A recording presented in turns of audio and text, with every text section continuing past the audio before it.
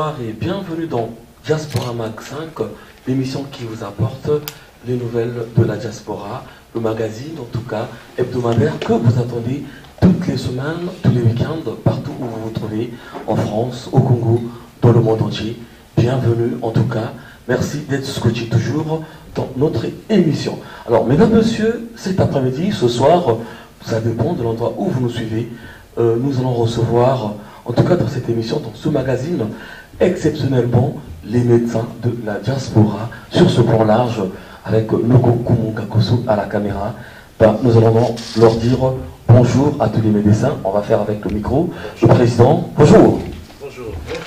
Alors, demain, on va dire ça comme ça par rapport à la date, nous sommes en différé.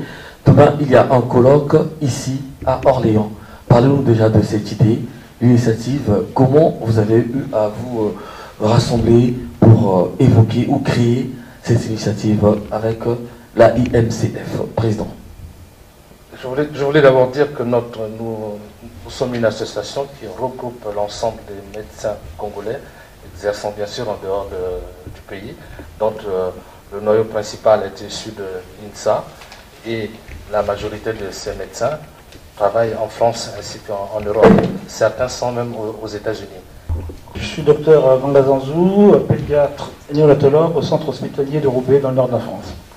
Alors, notre association est une association de type qui est régie par la loi 1901, c'est-à-dire c'est une association à but non lucratif qui est composée de professionnels de santé et à grande majorité de médecins. Alors, tout à l'heure, le président a précisé que le noyau dur était composé d'anciens de l'INSA. Et comme vous le savez, actuellement, l'INSA a été transformée en faculté de médecine et des sciences de la santé. Et donc, effectivement, l'idée est venue d'une entraide entre médecins exerçant à l'étranger à prédominance sur les territoires français, mais aussi exerçant en dehors du territoire français. Et l'idée initiale était d'assurer une entraide dans des situations difficiles, mais aussi le but était d'organiser des échanges à la fois scientifiques, culturels et également des recherches.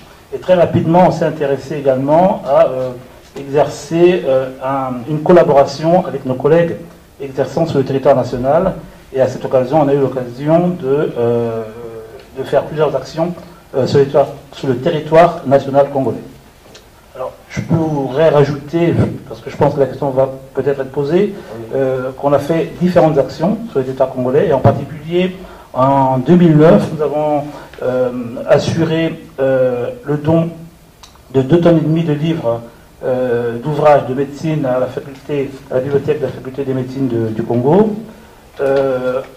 En août 2010 et août 2011, nous avons participé respectivement à des campagnes de soins gratuits qui étaient administrées aux populations congolaises, en particulier à Brazzaville lors du cinquantenaire et dans la région de la Cuvette Ouest lors du 51e anniversaire. Et puis nous avons également assuré des dons de matériel médical dans le centre des Taureaux, qui se trouve dans les plateaux, je pense. Actuellement, nous sommes en cours de réalisation d'autres actions, dont justement ce colloque, pour lequel le docteur Binoni s'est largement exprimé. Nous allons rentrer dans les détails de tout ce qui va se passer. Je voulais donner l'occasion à tous les médecins, tous les docteurs qui sont sur ce plateau, de se présenter et de donner leur titre de façon un peu succincte. Je me présente, moi je suis docteur Florence Zakabana, je suis médecin ophtalmologiste et j'exerce dans la région parisienne. Le suivant, c'est le docteur. Je suis le docteur Raymond Médard Nizélé, je suis chirurgien pédiatre et je suis en exercice à la ville d'Orléans, où nous sommes actuellement. Docteur. Je suis le docteur Bertin Ebikili, néphrologue, chef des services en néphrologie et hémodialyse au centre hospitalier de Soissons en Picardie. Docteur Marcelin Kibelo, pédiatre réanimateur au centre hospitalier d'Arcachon. J'ai des vacations au CHU de Bordeaux. Albert Aléba, je suis oncologue médical au centre hospitalier de Niort dans les Deux-Sèvres. Jean-Marc Akaya, je suis neurochirurgien à Marseille. Jean-Claude Ban, psychiatre à l'hôpital de Lagny-sur-Marne, trésorier de la IMCF. Docteur Charlemagne Moukuta, psychopathologue, service de psychogériatrie à Amiens, et je suis maître de conférence à l'université de Picardie Jules Verne et expert près la cour d'appel d'Amiens. Ok, d'accord, les présentations sont faites, mesdames, messieurs. Comme vous pouvez le remarquer, ils sont plutôt nombreux, d'autres vous allez les découvrir dans les images pendant la conférence, pendant le colloque, en tout cas dans la salle, ici à Orléans. Qu'est-ce qu'on peut attendre dans les débats, les échanges de tout ce qui va se passer demain? Qu'est-ce que vous avez prévu pour ce colloque? Quel est le message que vous allez passer? Alors, j'aurais voulu dire simplement que la question de la catastrophe nous interpelle du fait que la récurrence a été constatée au Congo. Il ne s'agit pas de la première fois que nous assistons à une situation de catastrophe, puisque l'actualité nous a rattrapés dans la mesure où la semaine dernière, il y a eu un nouvel événement dans ce sens-là. La pratique montre que la caractéristique même des situations de catastrophe, c'est celle de désorganiser les États. Et aujourd'hui, le traitement de la catastrophe est devenu un traitement international, puisque finalement, l'inadéquation que la catastrophe crée entre les besoins et l'organisation des soins amène à ce que les pays fassent appel aux acteurs internationaux. Donc partant de là, nous nous sommes dit que même si cette question avait été abordée au Congo, elle méritait d'être réfléchie, d'être posée au niveau de la communauté congolaise à l'étranger, avec à la fois des collègues qui ont participé sur le terrain à ces actions de sauvetage, et aussi avec d'autres qui ont eu des expériences sur d'autres territoires, qu'ils soient congolais ou pas. En même temps, la situation de la catastrophe appelle non seulement l'intervention des médecins, mais elle appelle également d'autres professions, et au nombre desquelles, effectivement, les logisticiens et aussi les juristes. Donc, à cette occasion, des juristes, et aussi, au-delà des médecins et des juristes, associer le monde associatif. En ce sens que nous avons tous constaté que lorsqu'une catastrophe survient, il y a effectivement un balai d'avions venant de différents pays pour traiter la situation en urgence. Et une fois la période d'urgence dépassée, les vrais problèmes se posent, mais à ce moment-là, il n'y a plus personne. Donc, nous avons convoqué le monde associatif pour venir un petit peu à notre réflexion. Mesdames, Messieurs, je vous invite, comme nous avons annoncé au début de cette émission, qu'il y avait un colloque ici à Orléans. Alors, je vous propose sur cet élément un résumé de tout ce qui s'est passé ce 7 décembre ici à Orléans, à l'hôtel Novotel. Regardez en quelques minutes le résumé du colloque avec les moments, les parties essentielles, les détails, nous les aurons dans notre prochaine émission. Regardez plutôt, jingle.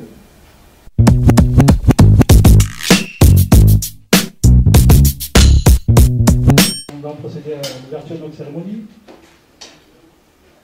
Monsieur le député, premier adjoint au maire d'Orléans, Monsieur le président de la Société française de médecine de catastrophe, et par ailleurs président du colloque, Monsieur le représentant de l'ambassadeur délégué du Congo à l'UNESCO, Monsieur le président de l'association des anciens de l'INSA, des médecins congolais de France, Madame la directrice de la Fondation Génération à venir, distingués invités, chers confrères, chers adhérents, mesdames et messieurs, avant de procéder à l'ouverture de notre cérémonie, permettez-moi au nom de tous de vous présenter nos vœux d'accueil les plus chaleureux. Et comme nous avons pris quelques minutes de retard en rapport avec les intempéries, nous allons sans plus tarder débuter cette cérémonie en écoutant successivement les allocutions d'ouverture. Et pour ce faire, nous allons écouter successivement le président de l'IMCF pour son mot d'ouverture, Puis suivront les allocutions du député premier adjoint au maire d'Orléans.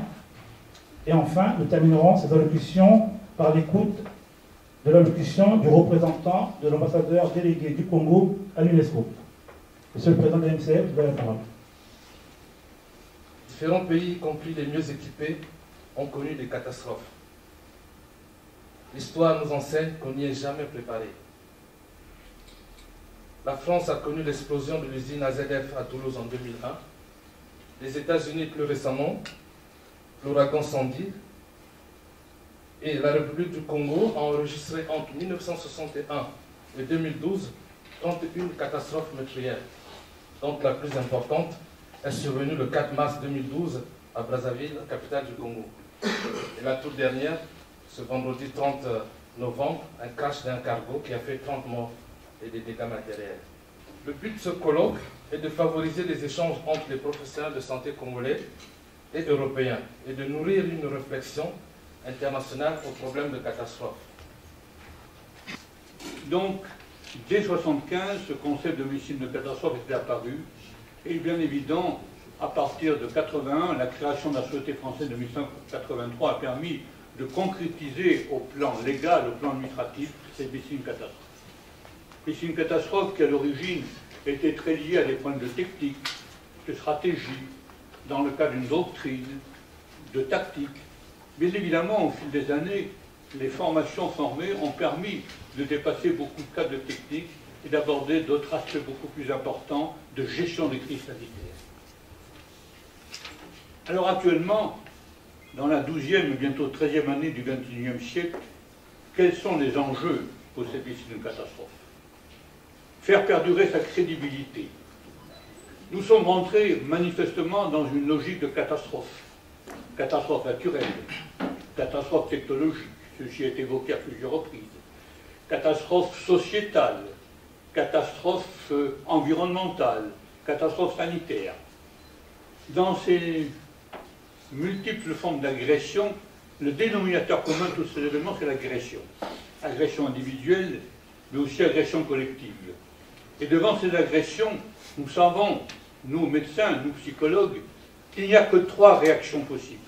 On s'adapte à l'agression, si elle n'est pas mortelle d'emblée. On fuit, c'est le cadre des évacuations de population. Mais je crois que pour nous, acteurs de secours, notre seule réaction, c'est la lutte. La lutte institutionnelle, c'est l'organisation de secours.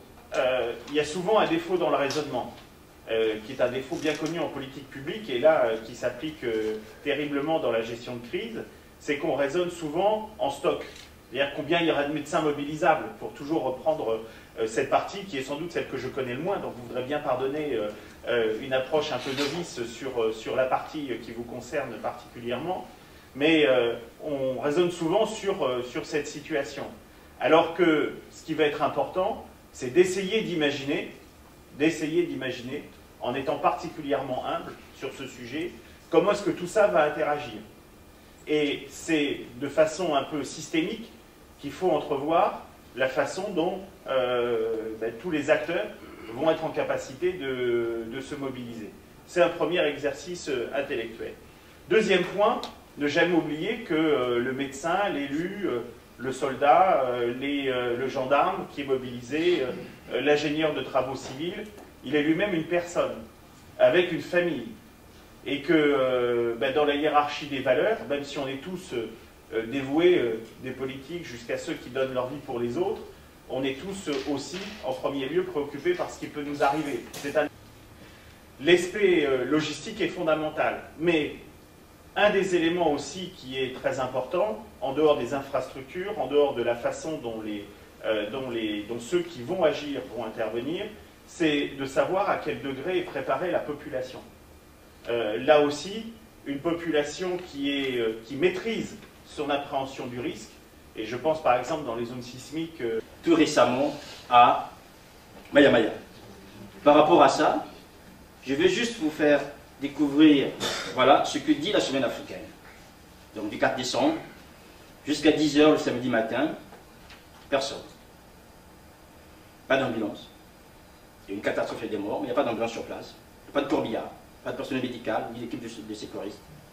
Les mêmes flottements constatés lors du drame du 4 mars se sont répétés.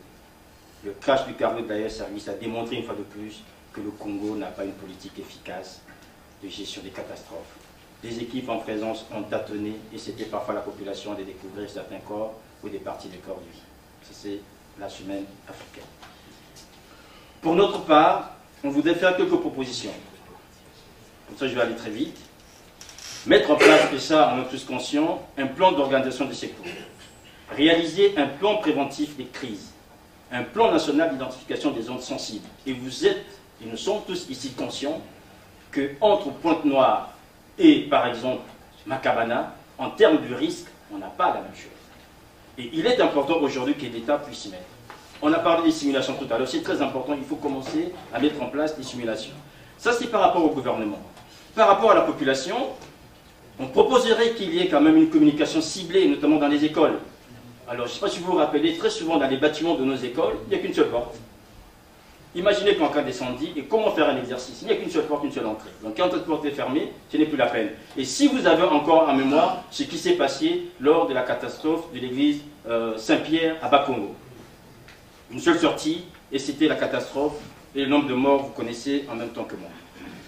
En conclusion, pour l'institutionnel, voilà. Donc ce serait en même temps de mettre en place des guides, de mettre en place des outils qui permettent à tout le monde, notamment à ceux qui devaient être concernés, de pouvoir communiquer d'une manière efficace.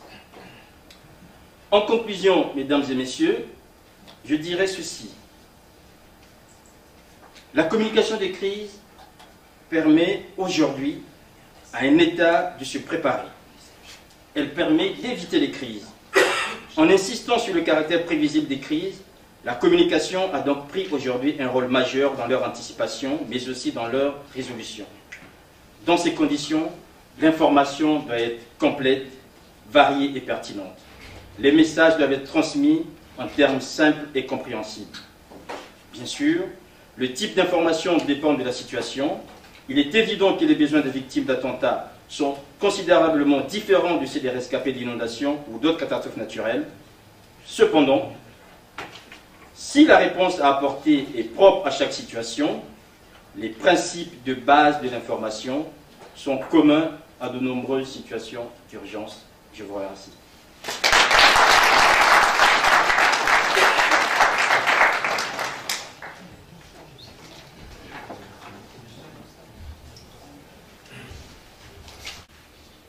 Mesdames et messieurs, membres de l'Association des anciens de l'INSA et des médecins congolais de France, au moment où je m'adresse à vous, notre pays est en deuil, frappé une fois de plus par l'imprévisible.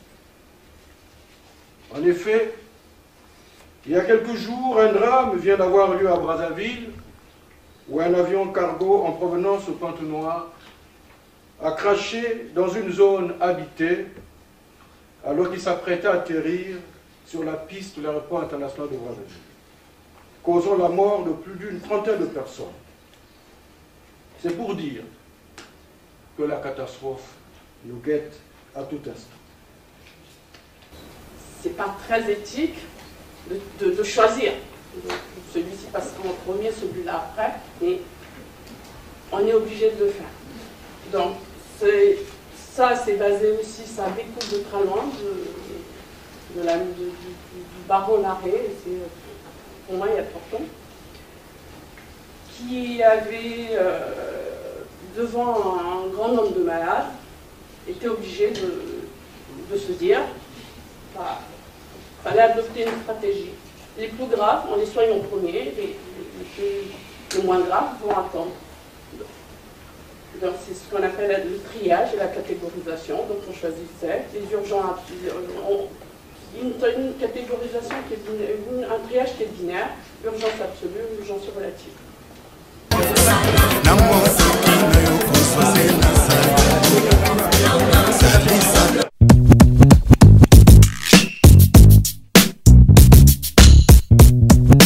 Bureau de change chez Money Shop. Change de devise au meilleur tarif du marché. Vous offre ces nouveaux produits. Cash, advance, avance de fonds avec les cartes bancaires. Carte Visa prépayée, avantageux pour les professionnels de voyage, business, étudiants pour vos achats à l'étranger. Actuellement en vente dans nos agences. Money Shop, change transfert cash, est ouvert tous les jours de 8h à 23h, 7 sur 7, même le jour férié. Nos agences, Centre-Ville, Hôtel Michaels, 67 avenue Nelson Mandela, 05 573 03 35. Poto, croisement Rumbaka et Mariengwabi. Téléphone 05 584 86 89. Bakongo, station X Hall, avenue Matua Bakongo. Téléphone 05 503 35 14. Pointe-Noire, rez-de-chaussée immeuble Obambi, face Hôtel Elaïse. Téléphone 05 053 72 22. Bureau de change chez Money Shop. Change de devise au meilleur tarif du marché. Bonjour, je suis le docteur Bertin Ebikili, néphrologue et chef des services de néphrologie et hémodialyse au centre hospitalier de Soissons et médecin d'origine congolaise. Nous retrouvons ce jour à Orléans pour notre premier colloque consacré à la médecine d'urgence et des catastrophes, échange interprofessionnel. Le but de cette rencontre a été, d'une part, grâce aux différentes catastrophes qu'a connues notre pays. Près d'une trentaine de catastrophes ont été recensées depuis les années 60 et dans la dernière catastrophe du 4 mars a coûté la vie à beaucoup de Brazzavillois, sans oublier les déplacés au décours de cette catastrophe. Cette réunion a permis d'une part des échanges interprofessionnels. Elle a également permis d'écouter les conférenciers qui ont une compétence, une expertise dans le domaine de la catastrophe. Nous avions eu au cours de cette réunion, de ce colloque, avoir l'honneur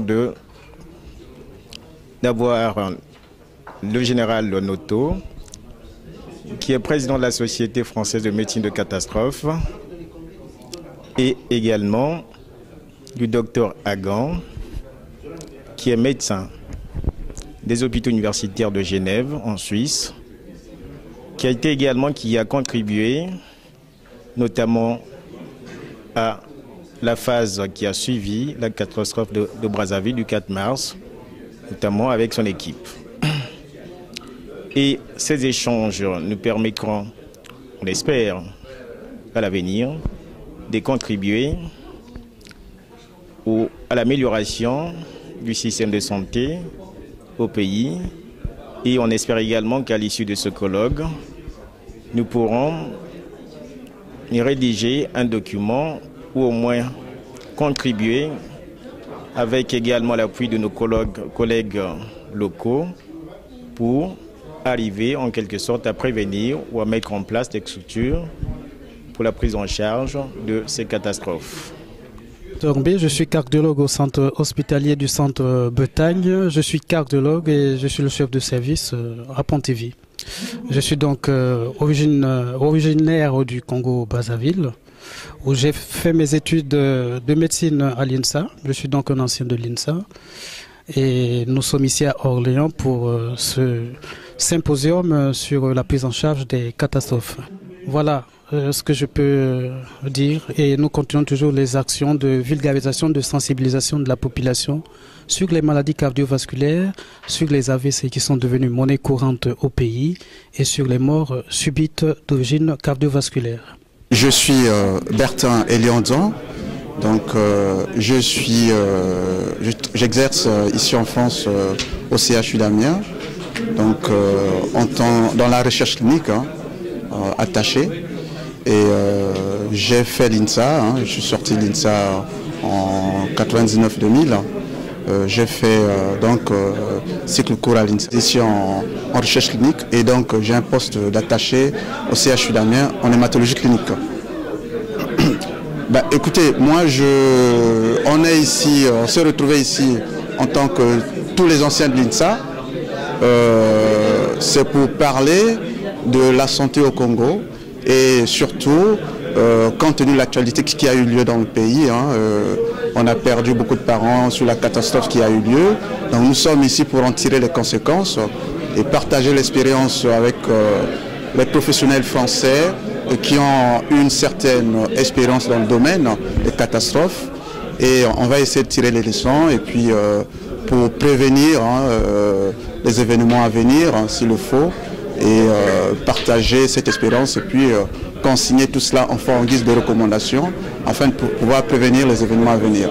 Bon, c'est pour dire que nous, bien qu'on soit si loin du pays, on n'est pas complètement détaché du pays. On a toujours, en tant que ressortissant du Congo, formé par l'INSA, le Congo a beaucoup fait pour que nous soyons ce que nous sommes aujourd'hui.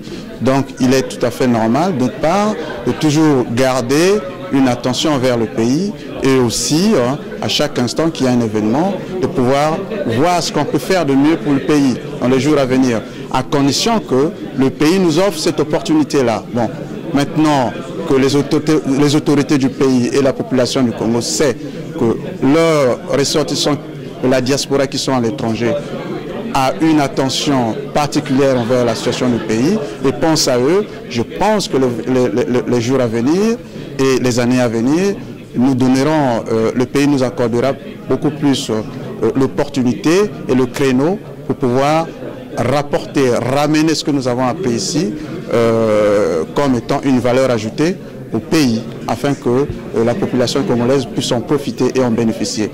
Voilà pourquoi nous sommes là. On a été déjà depuis l'année dernière, on a fait des choses, on a essayé de faire des choses dans le cadre de la diaspora avec la DSPDS et tout ce que vous savez. Les délégations sont parties au pays là-bas et tout. Mais après, bon, compte tenu de la différence, la diversité d'opinions sur les méthodes de travail, bon, il y a eu une scission un peu. Bon, on attend que tout ça soit remis dans l'ordre parce que on a pensé, il y en a qui ont pensé qu'on ne peut pas travailler dans l'ordre étant donné qu'on a rencontré le président de la République qui nous a donné une mission qui attend que nous apportons quelque chose au pays. Or, dans la manière de faire, on n'a pas été, on a trouvé qu'il n'y avait pas de durée pour certaines, notamment dans la façon de faire de certaines personnes, si bien que bon, il y a eu une dissension, mais les années à venir, le temps passe, on essaie de recoller les morceaux, on verra dans quelle manière et tout ça va se remettre ensemble pour vraiment booster, que la diaspora booste le domaine de la santé au Congo, puisque cette année a été déclarée l'année de la santé au Congo. Donc nous en sommes conscients et nous voulons tirer les conséquences pour prendre la place qui est la nôtre dans cet édifice-là. Voilà. Donc nous avons eu l'occasion de nous retrouver autour de ce thème qui est la médecine de catastrophe et la médecine d'urgence. Et donc nous avons eu l'occasion de discuter avec des personnalités et des professionnels qui sont rompus à la tâche et qui ont fait des interventions dans différentes circonstances, dans différents pays, dans ces situations de catastrophe. Ils sont régulièrement venus en exemple, les exemples de Haïti, les exemples de Brazzaville.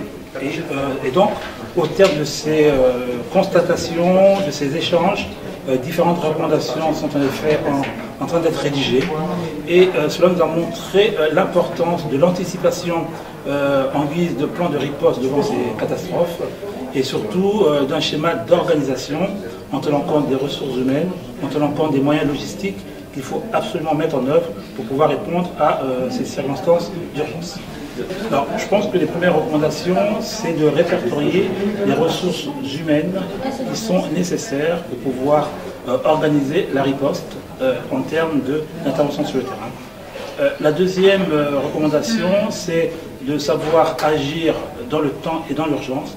Et pour cela, il faut absolument anticiper des plans d'action et puis surtout de disposer de moyens logistiques suffisants, bien entendu, qui seront renforcés par l'aide humanitaire internationale.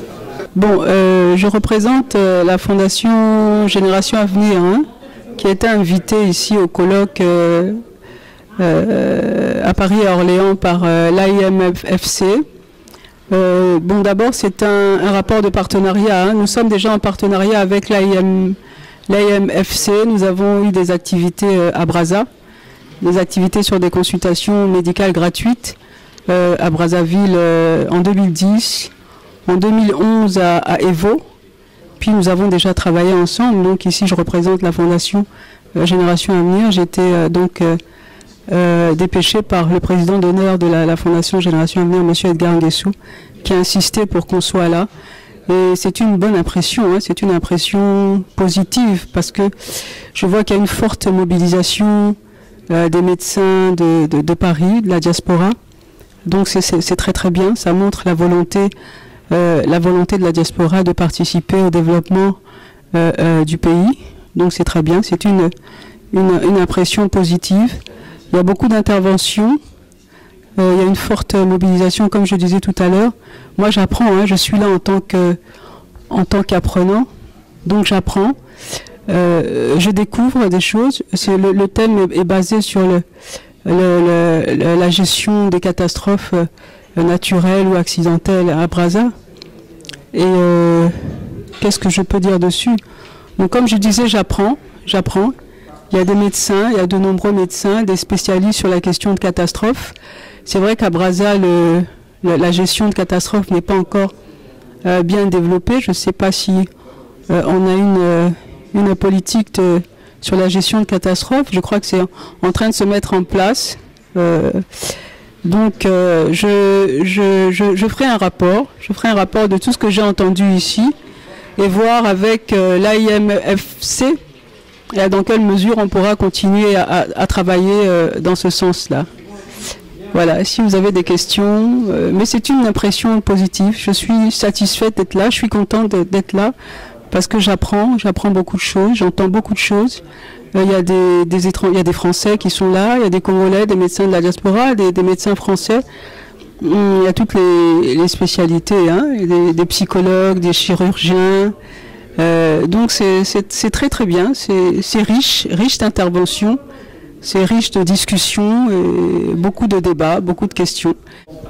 Bon, pour le planning à venir, en parlant de catastrophe justement, vous avez vu qu'il y a un crash récemment à Brazza, un crash sur l'avion Aéroservice. Donc après ici, on va essayer la génération à venir va essayer de voir comment on va se déployer pour aider les victimes de ce crash-là. Voilà la prochaine activité en parlant de catastrophe, gestion de catastrophe. Donc à notre niveau, nous aussi, on va essayer de voir ce qu'on peut faire pour ce qui vient d'arriver à Brazzaville, un philo. Voilà. Je suis juriste de formation, manager dans un cabinet international à Paris et puis expert auprès de la Cour d'appel de Brazzaville.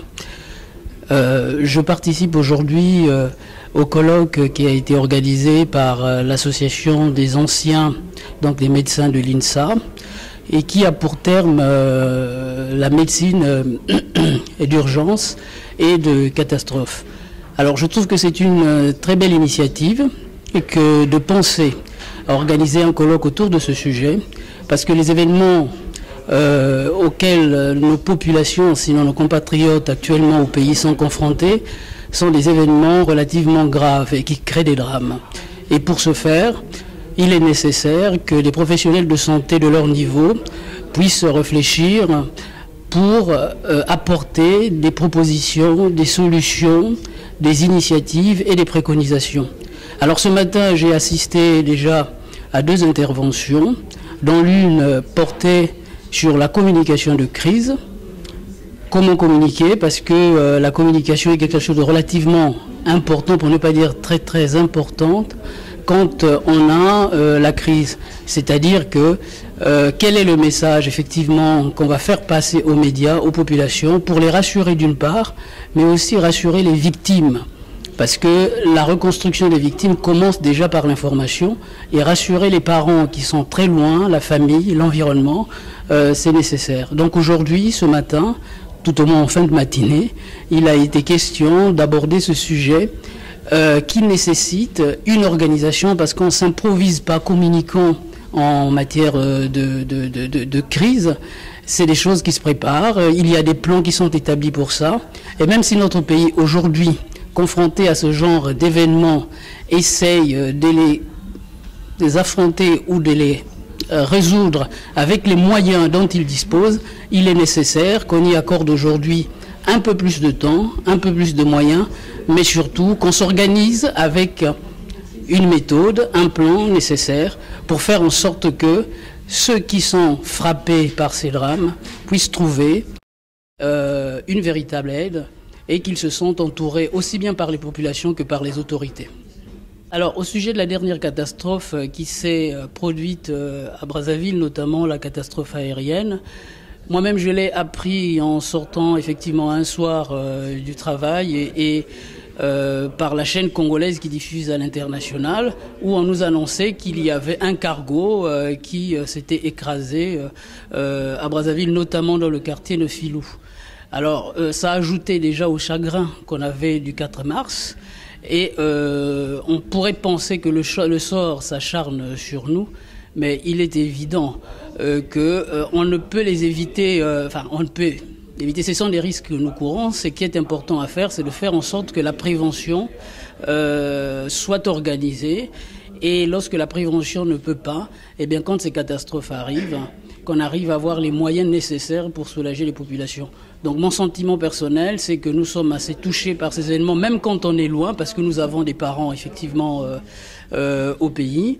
Et quelque part, il est intéressant de voir que les pouvoirs publics s'organisent malgré tout autour de ces événements pour apporter, tant soit peu, de l'aide aux victimes de ces catastrophes.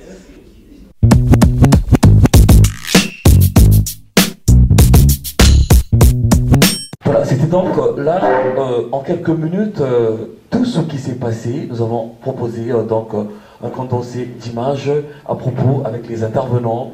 Vous avez reconnu le président, tous ceux qui étaient là, ce jour-là. Donc ici à Orléans, bien entendu. Alors, nous allons changer peut-être de sujet. Nous allons revenir de toute façon. Il y en a qui n'ont pas répondu à cette question. Alors, président Bibi, les médecins sont partis au Congo. Certes, ils sont revenus, il y en a qui sont là. Alors, parmi vous, je parle en tout cas, nous voulons que ceux qui sont partis, ceux qui ont effectué le voyage de Brazzaville, puissent se reprendre. Alors, on a besoin de votre regard, de votre jugement. Vu d'ici en Europe, vous êtes des grands docteurs des médecins du Congo, vous exercez ici en Europe, partout, vous êtes allés toucher Dieu dans la réalité, les hôpitaux au Congo. Quel est le message? Quelle différence déjà? Et le message, vous allez en tout cas tous reprendre. Qu'est-ce que vous avez noté de particulier qui soit vous a écœuré, ou encore s'il y a un message à apporter, parce que nous sommes regardés en ce moment, dites-le. Vous êtes allés voir la réalité, vous qui êtes ici en Europe. Votre jugement. Alors, Monsieur Gogozandou, le docteur. Merci pour cette question extrêmement délicate et difficile. Alors, effectivement, moi, je fais partie de la délégation qui a été, au terme du colloque de décembre 2011, pour remettre les recommandations et les conclusions du colloque aux plus autorités du département de la santé au Congo et les autorités politiques. Et il nous a donné l'occasion de visiter certaines structures hospitalières, à la fois dans la capitale et dans différentes grandes villes du pays. Alors, ce que nous avons vu et découvert, ce n'est pas des choses qu'on ignorait. On vous a dit, ici en préambule, que nous sommes une association dont le noyau dur est constitué par des anciens de l'INSA. Donc nous avons étudié à l'INSA, nous avons été élevés à l'INSA, et nous avons été formés par nos maîtres, qu'on remerciera jamais assez, sur le territoire congolais. Donc c'est une réalité qu'on connaissait. En revanche, on a été effectivement surpris par les conditions extrêmement difficiles dans lesquelles travaillent nos collègues.